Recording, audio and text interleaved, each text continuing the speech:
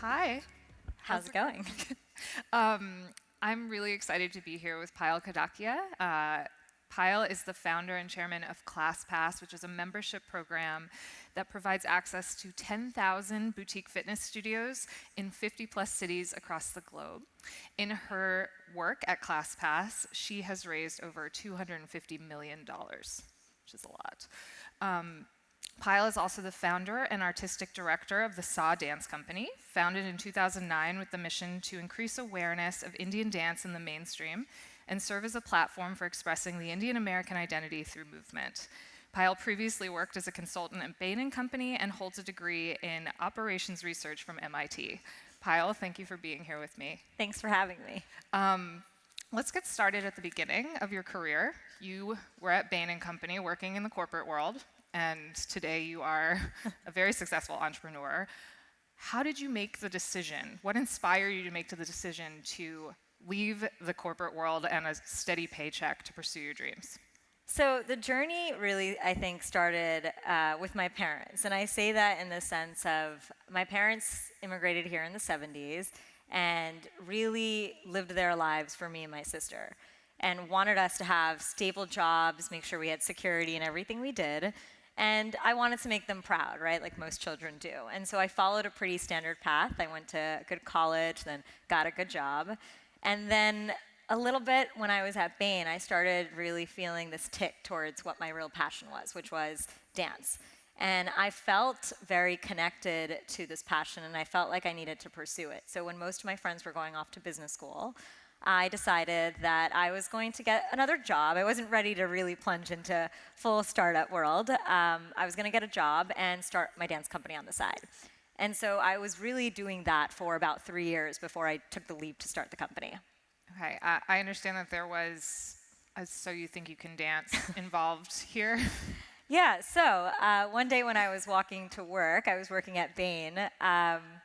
I really always trust signals in the world like this. I was walking, and across the street from where I lived, there were tryouts for So You Think You Can Dance.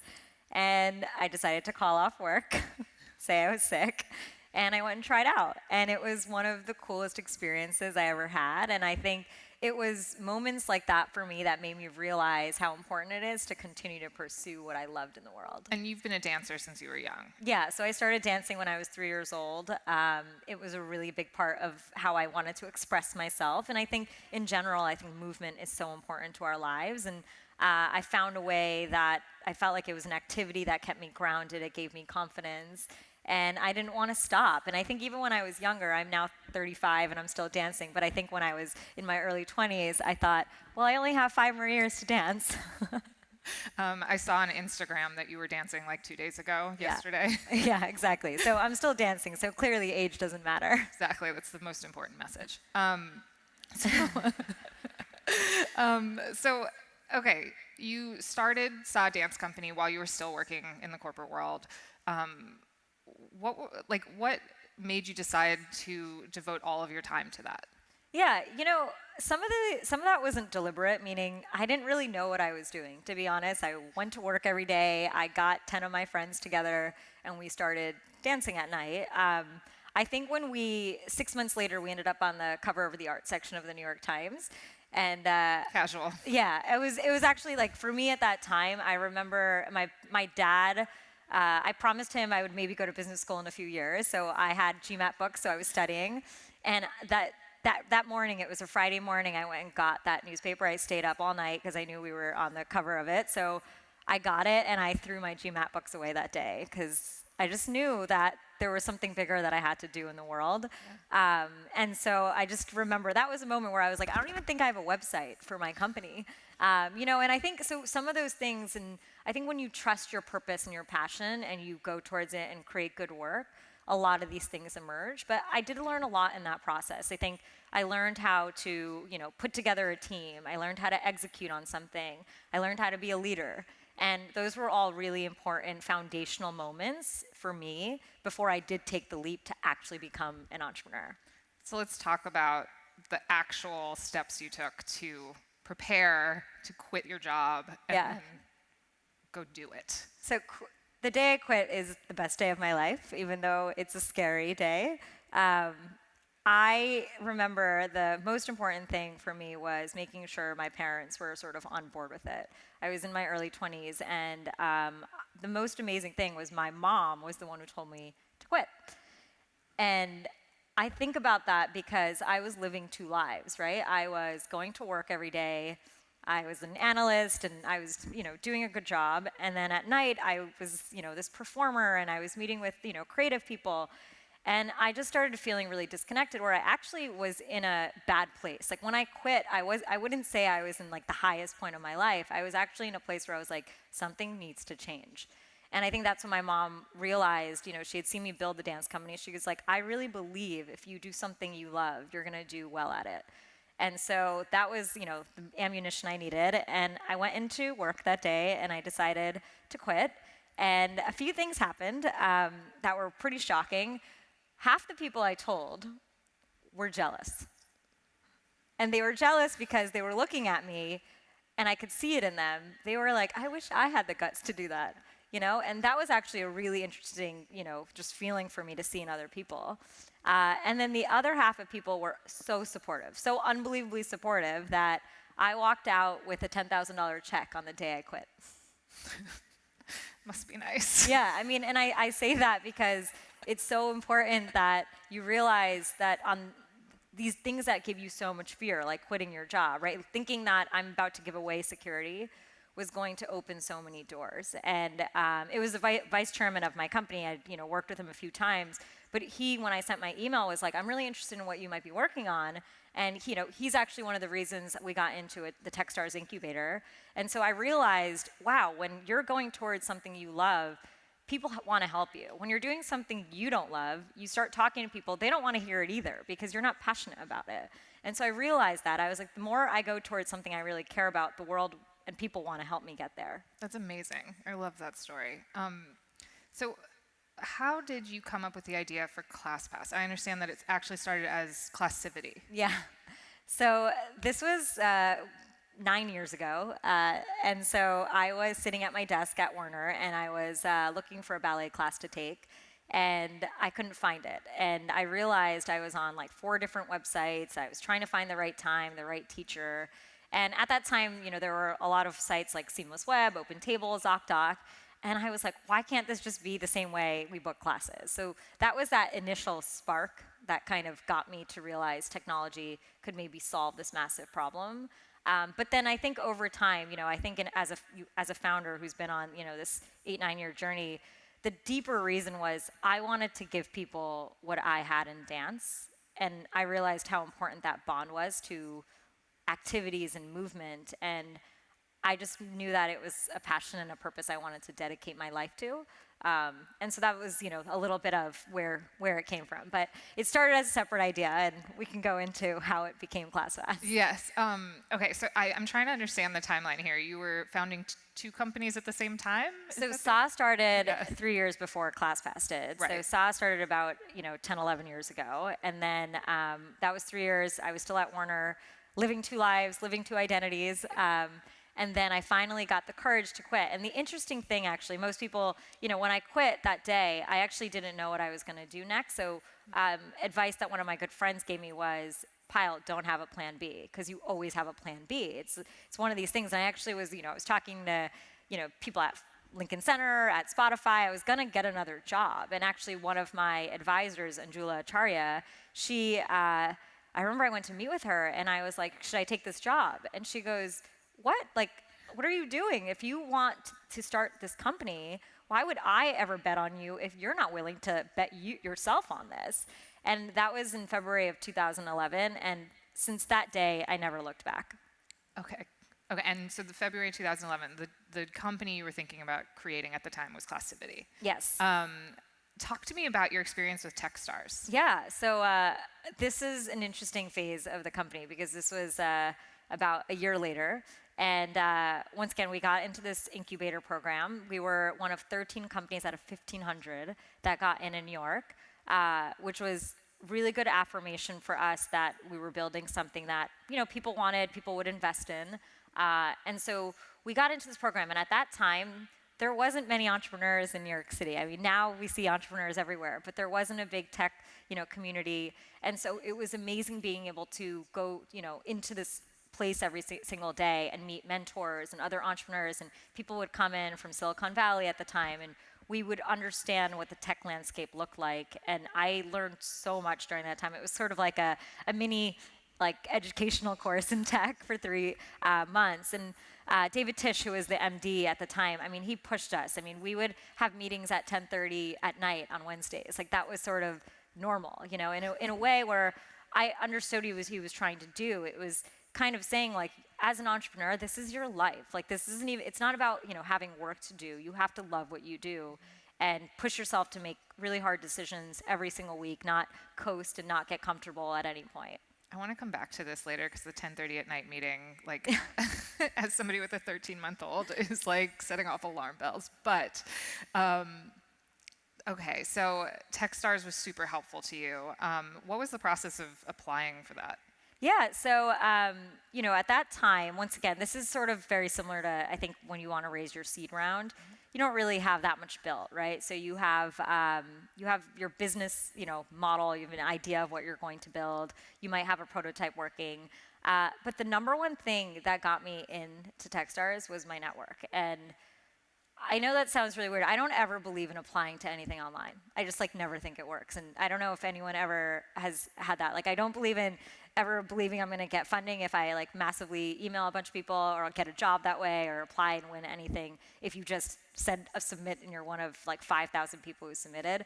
And I believe you always need to find people who are going to, put in a good word from you genuinely to the person in charge or the people making decisions. And that's sort of, been something I've always believed in. So very similarly, Michael Fleischer, who is the vice chairman at Warner, gave me a good recommendation. And then my entire Bain network, there was a bunch of investors and people who were there, and I think they vouched for me as well. And so I think a lot of it came down to this network I had. And, I think it's so important that anything you do, even if you don't love it at the time, you do it well, because your work carries on and your reputation always carries on. And that was just affirmation of, wow, at least, I knew maybe Bain wasn't the right place for me for the future, but when I was there, I gave it my all.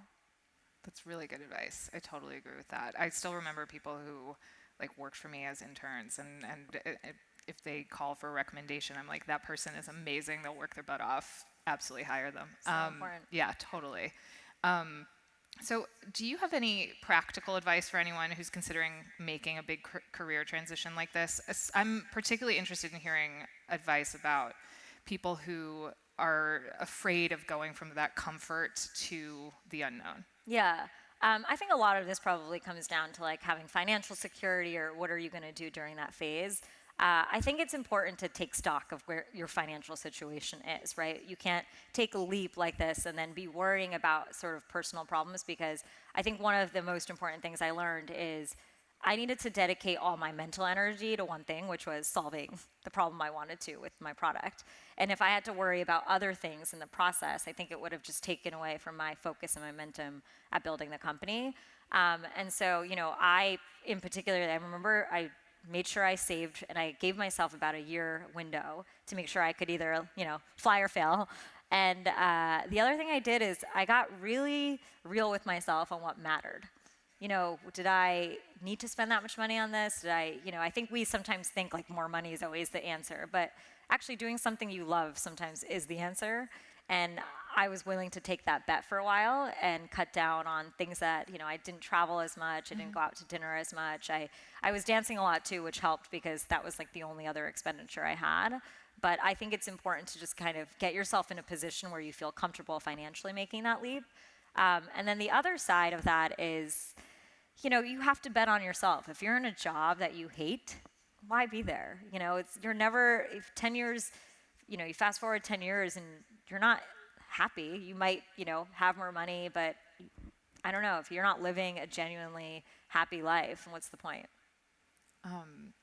What about people who don't have a business background? We were talking about this a little bit. You didn't go to business school, but you did work at Bain, which is a consulting company. What advice would you have for people who don't necessarily have that kind of background? Yeah. I don't think you need to have, a business degree to run a company. I think you need to have a lot of drive and a lot of passion to actually make it happen.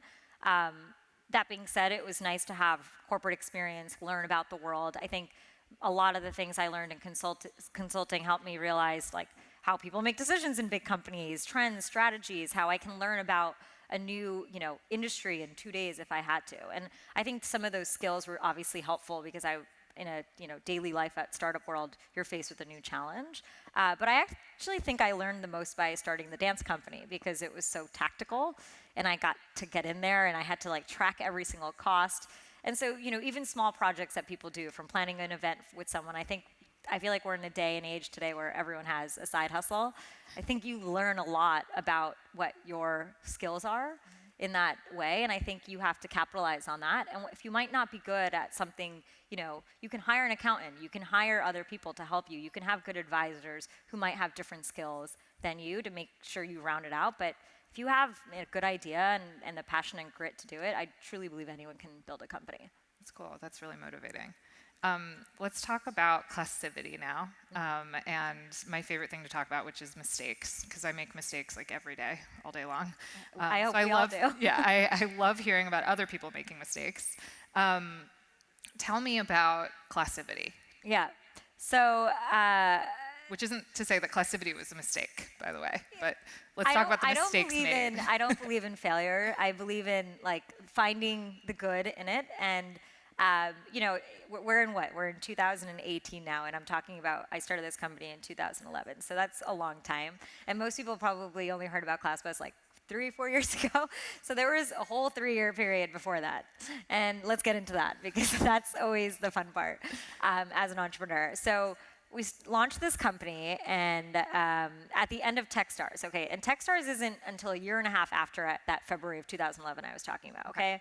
So what were we doing for that year and a half? We built a blog, we built a website, we made sure our site looked pretty. And I'm saying this all in a way that it actually didn't matter, and we were focusing on the wrong things. And so we get to demo day, I'm standing on stage, thousands of people watching, we're in every tech article, and we launch, and guess how many reservations we did? 0. My whole business was based on that. And so it was a sort of eye-opening moment for me because I realized we were focusing on a lot of the wrong things. And I remember, after spending about a month or two after that demo day, we tried to fix the buttons. We were like, maybe people can't see the buy button. Maybe we should turn the color to red and it'll change. And I just realized we were just off. Like we had missed something. And I remember we sent an email to people saying, like, go to class for free. And still no one went. I think that was a moment for me where I realized we just were off. Like something with the value proposition wasn't working. And can you back up for a second and Yeah. just explain what the original value proposition was? Yeah, so it was basically a search engine for classes. So Okay. very much similar to, like I said, OpenTable. You go on, search by neighborhood, time, and you figure out, what class you want to go to. You can put in like ballet, and we actually had creative classes on the site too. So we had painting and photography and cooking at the time as well. But what we had realized is we had built good technology, but we had not actually solved what the customers wanted. And I think this happens a lot, especially, I feel like when you want to build a company to change human behavior, you can't expect technology to solve that problem for you. And we thought, oh, well, I had a CTO, like he'll figure it out. And that's not right. Like you actually need to be thinking about what your customers want. And one of the most important things we did at this time is we started going to the studios and talking to the owners and realizing here's what their problems were. And they had problems with like capacity utilization. They were offering their first classes for free, the complimentary classes that most of these studios had. And so then we actually got this idea, which was our second product, to launch this product called the Passport, which was a 30-day offering where we packaged together these complimentary classes, and we had all the tech built for the booking system, and people could go and try these classes. And we thought this would essentially be lead gen for the studios. And unlike what we had done for the past year and a half, we decided to build this in a month and a half. which meant it didn't really work from the back end. So when people would go in and make a reservation, it would come to my email, and then I would go and manually fulfill the reservation with a fake email address to make sure the person could go. But I just wanted to get rid of not being able to see through what my customer wanted and be very much a part of this relationship of getting them to class, because that was the only thing that mattered.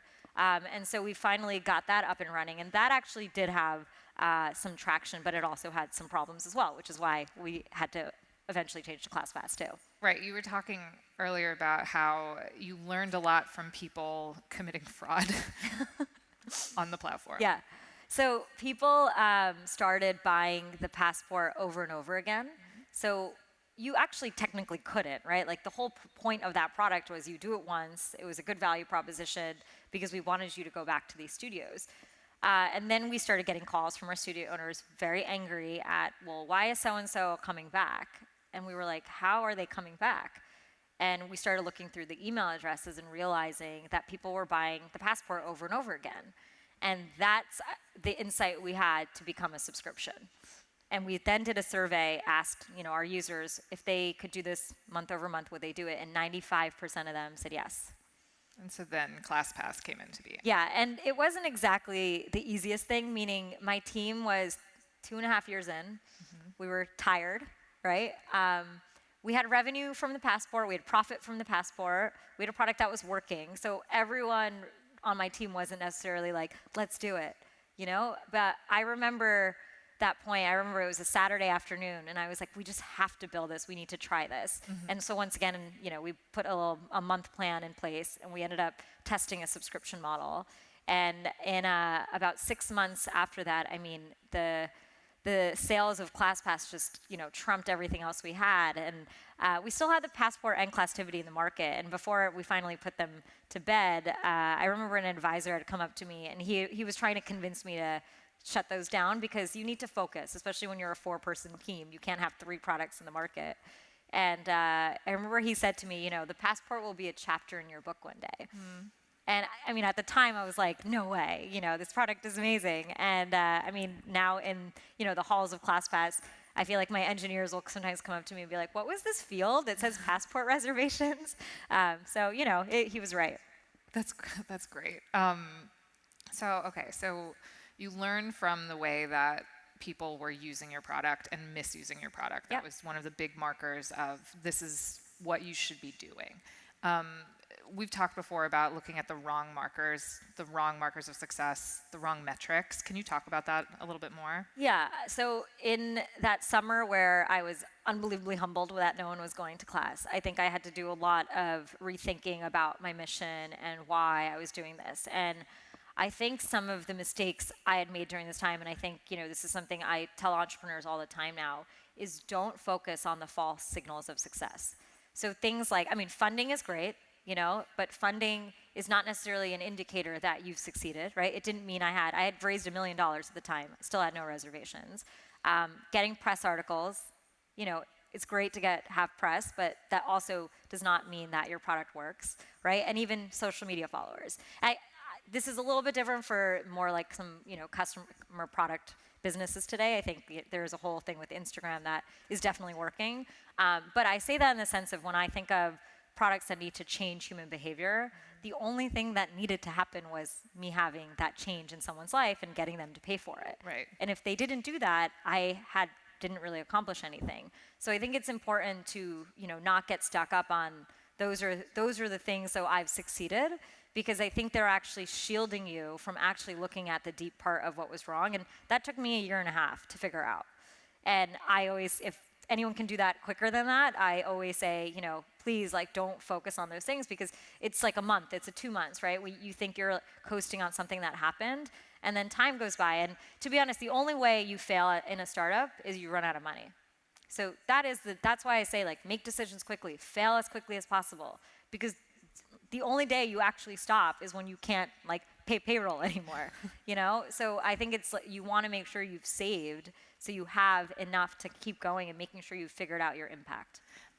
You talk about how you and your team were tired and maybe not totally on board or motivated with pivoting again after you had just pivoted, after you'd worked for a year and a half at this product you all really believed in.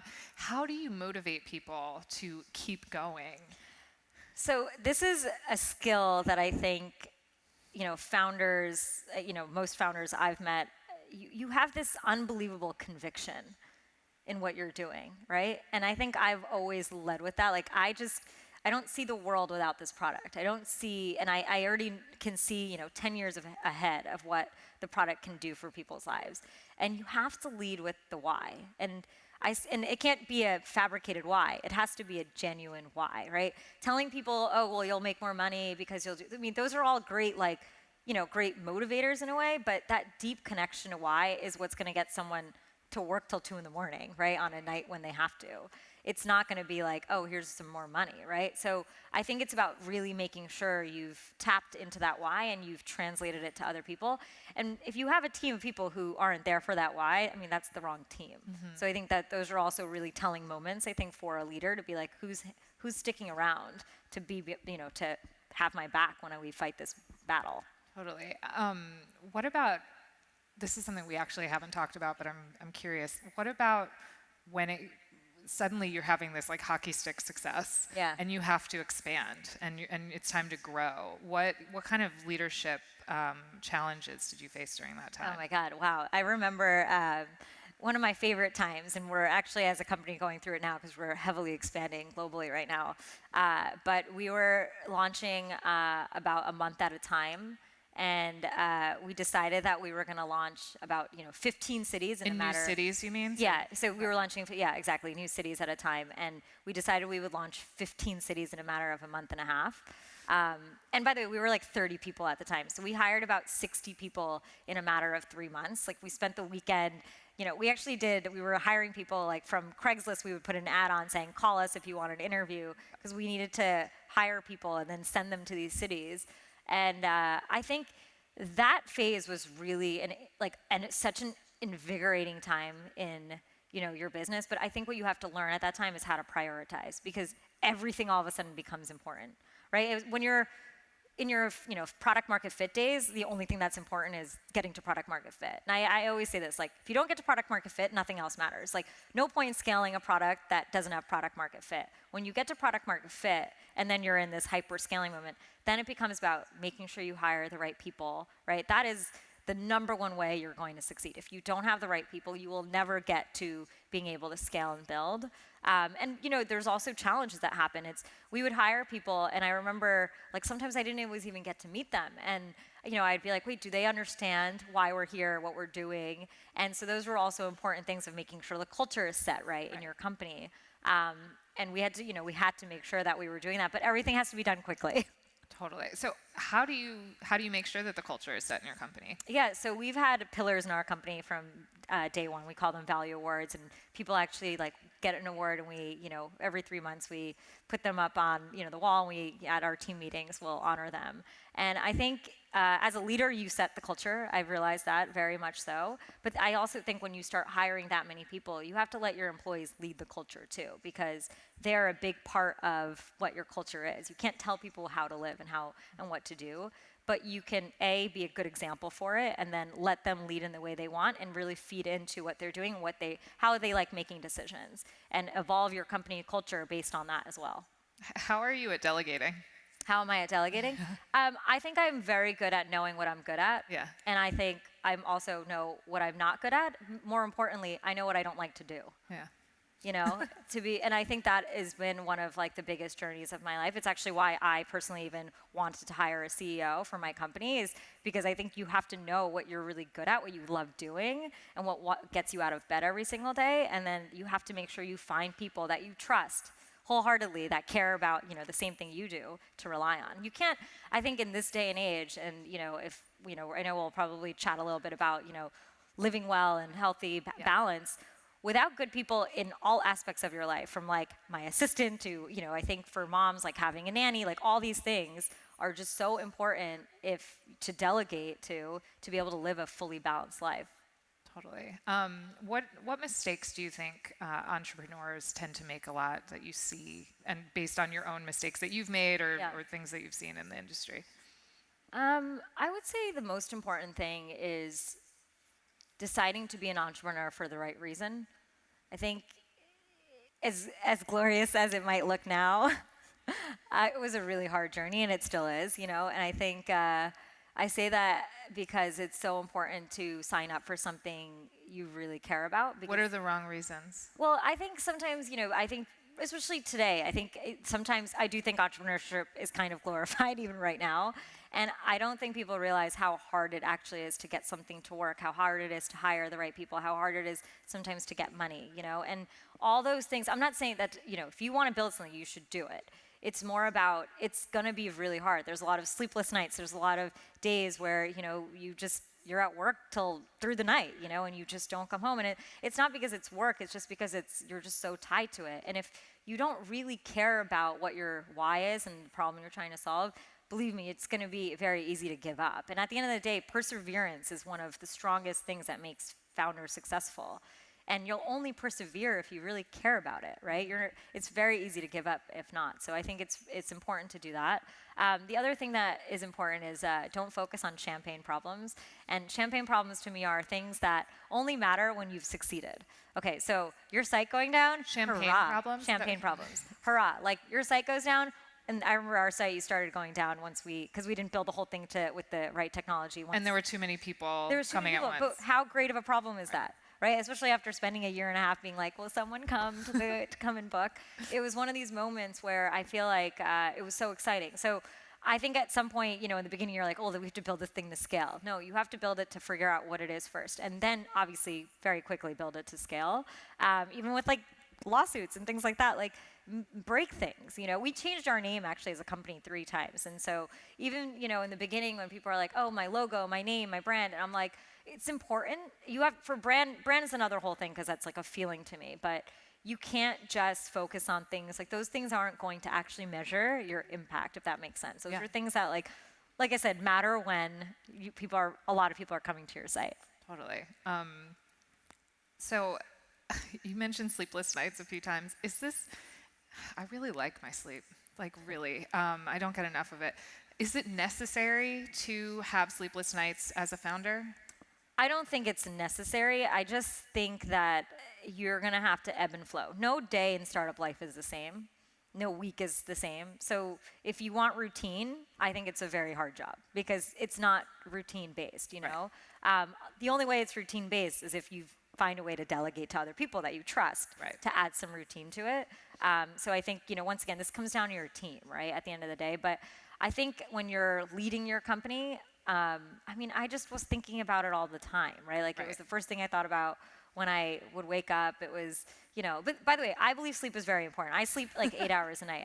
And I did from the like beginning. Yeah. But there would be some weeks where were exhausting, you know, and then I'd have to catch up. And I think sleep is unbelievably important, and I actually fundamentally believe if you don't sleep, you'll like, what's the point of operating at 60% the whole day?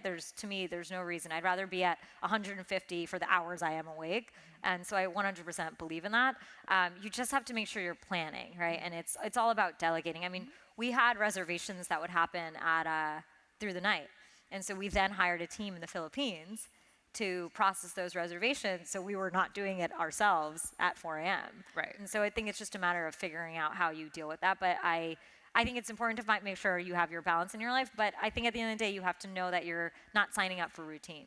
Right. Totally. And I mean, I'm giving you a hard time about it, but I think about, I leave work at 5 p.m. every single day so that I can get home to put my baby to bed. Yeah.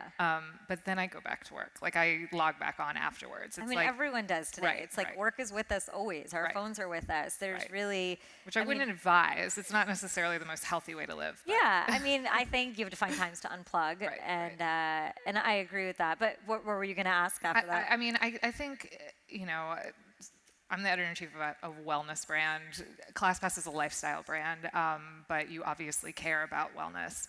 How do you make sure when you have a job that is so all-consuming, how do you make sure that you're making time for yourself and for taking care of yourself? Oh my God, this is such an important question. And, one of the biggest telltale signs for me of my health was if I was dancing or not. So there were times in like the journey of ClassPass I would stop dancing because I got so busy. And there were times where I would focus on like making sure I was dancing. And my team would know the second I stopped dancing because everything would just like fall in me and I would become like less motivated. And, it's one of those things where you have to make sure you're doing the things you love. And I think it's all about priorities. I prioritize every 3 months. I set goals for myself in my personal life and work life. And that has, for the past 5 years, I've done it. And I think it's one of those things that's helped me not feel guilty about the things that I don't do. So I've also said no to a lot of things. I've missed my friends' weddings. I've missed things like that in my life because I've just had to hyper prioritize on what's most important thing for me to be doing at that time between work and other things that might be going on. But if you don't have that priority list in your mind, you're going to end up wasting time planning. Do you have like a really complicated calendar system where you like? Yeah, I plan everything. I mean, I plan my sleep. Like I'm going to Singapore next week and I literally have like, I'm going to sleep between these hours because if you don't plan it into your calendar, it might not happen. It just might not happen. I plan half an hour for lunch every day, and when I was pumping when I had my baby, I like had it on my calendar. I think it's the best way. Time is the most important thing we have. Yeah. And every minute of your life should be spent doing what you want to, right? And work is obviously going to be a big part of that. Your family, your friends, your hobbies, whatever it might be. You can't do it all, right? But if you plan it in advance, and I spend my Sundays always planning my week and making sure I'm going to get what I want out of it. And I don't believe in doing things out of obligation, and I've always lived my life that way. And you just have to, you're the only person, you're in charge of your calendar. You can't let other people run your life. You have to run your own life. Have you always been comfortable saying no, or is this something that you had to practice and learn and get better at? I think since I was really young, I really felt like my life was meant to help like impact other people's lives. And one of my friends and I were having this conversation, and I think because I started dancing when I was really young, wasn't just an activity to me. It became this form of how I could touch somebody's life. And I think since I realized that impact on people's lives at such a young age, I just felt like I had purpose that was really deep. And I truly believe like saying no because of a purpose is okay. If you have something you need to do and it's your calling in life, like it's easy to say no. It's when you don't have something amazing to say yes to is when the no gets confusing, right? It's when you start being like, oh, I could do this. That means you actually don't have the direction set. And I think the more clear you are on the direction you want to go, it becomes so easy to start saying no to other things. And it goes for companies too. I think like when you have a strong vision, when you have a strong why, you have to make tough decisions every single day. If you know your true north, it's very easy to say, well, that partnership doesn't work for us, or this works for us, because it's very easy to know where you want to go. But if you don't have that, you end up kind of going like this, and why even live your life that way? Right, totally. Something that we talked about before was almost like the responsibility that I think both of us feel as female bosses to set an example in the workplace. I mentioned I scheduled in my pumping. I also let my team know that I was pumping because I wanted them to know that you could be a successful business owner and mother, right? Yep. What do you do to set an example? Absolutely. I think it is so important, especially in this day and age, for young women to see female role models who have balanced lives. Once again, I don't think you ever reach full balance, but this idea of people who have, and not everyone might want this, but like for the people who do have families, have interests. And I think I work out all the time. I go to work in my workout clothes. Our team works out whenever they want to. I think that sets an example of we value health and wellness, and we're okay with people doing that. I have my dance performances. I invite my team to them. It's kind of letting people know that, yes, of course you know that this company means the world to me, and at the same time, I still am going to be human and pursue some of the things I love, whether it's things like my family or other things. It's about not feeling guilty. Right. That's really what it comes down to. It comes down to people feeling guilty, and when you have enough confidence in what you're doing and don't feel guilty, that's to me the key. And if you have to work really hard at building that muscle, because Right. the stronger that, and it is a muscle, right? The easier it gets, easier it becomes to saying no to things, and you have to start realizing you can't feel bad. It's because you have to go do something great in the world. You Right. can't feel bad about it. Right. I love that, not feeling guilty. It's something I still work on every day, not always successfully. So you're an extremely successful entrepreneur and founder. You're also a woman of color in a predominantly white male industry. How have sexism or racism shaped your experiences? And do you have any advice for other people contending with these challenges? So growing up, I actually faced a lot of racism personally. So I got made fun of a lot for my ethnicity, and it was one of the hardest times in my life, but I think it gave me my armor in a way to really face the world. And at the end of the day, I think we all face adversity in everything we do, and sadly, like, I think you can walk into any room and you can doubt yourself for what your hair color is, what you look like, what, your ethnicity, your height, all these things. And the number one thing I realized is I have to be confident and strong in who I am. And I have to walk in there and show people what they might not understand about me. And so with my culture, that's actually why I built my Indian dance company, is I was like, if people don't understand where I came from, I need to show them through showing them the beauty of my culture. And that was honestly one of the biggest impetuses for why I built SAW. And then, I think with ClassPass in this journey, I never really felt like, I really felt like being a woman and being all of those things, if anything, made me stronger. It made me unique. And I think we all have to realize that our lives and all these things that sort of make us different and unique are actually what make us exceptional. And we have to celebrate those things when we walk into those rooms. And that's sort of just been the way I've always kind of operated. My mom, who, once again, she came here in the 70s. I mean, she didn't know how to even speak English, and now can can work with anyone, figure out technology in 10 seconds. Like, it's one of those things where I think I was around that environment of you do what you need to figure it out and you succeed. And I mean, no one had time to think about any of those things. It's just all hands on deck. And that was sort of the way I learned to lead and learned to operate in those environments. What advice do you have for managers who want to make sure that they're leading inclusive, non-toxic, equal opportunity workplaces? The first thing is look around. I think that, as obvious as that sounds, I think sometimes people don't, you're in this movement, we're all hiring people, but you should look around and make sure that you have a diversity of thought around the table. And that comes in many different forms. I think we have to realize that the world is now, a mixture of people, and you have to build products that really appeal to everyone, so you want that diversity of thought around the table. And the second thing is make sure you're empowering people, putting them in uncomfortable situations so they can shine. I think sometimes we judge, and people will be like, oh, I don't know if that person can do it. And I think I've never felt that way, because I think being small, I think people have always judged me to be like, oh, she can't do it. I'm like, watch me, I'll do it, And I think that ammunition of watching people flourish in those environments is so amazing to watch. And so I feel like we've always had a culture that way. And I always say, give people a chance to show them what their potential is. And if you're in an environment where you feel like people aren't doing that for you, it's probably the wrong environment for you to be in if you're not getting that chance to really succeed. Is there anything else that you want people to know?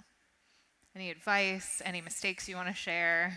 I think the biggest thing is, success isn't an endpoint. Like, I would never want to feel like I succeeded as much as, it's one of those things where I think you should be feeling like you're on this journey of getting closer to something you want to achieve in the world every day, and always stay hungry for that impact. I love that. Well, thank you so much. Thank you. And thank you all. Thank you. Thanks.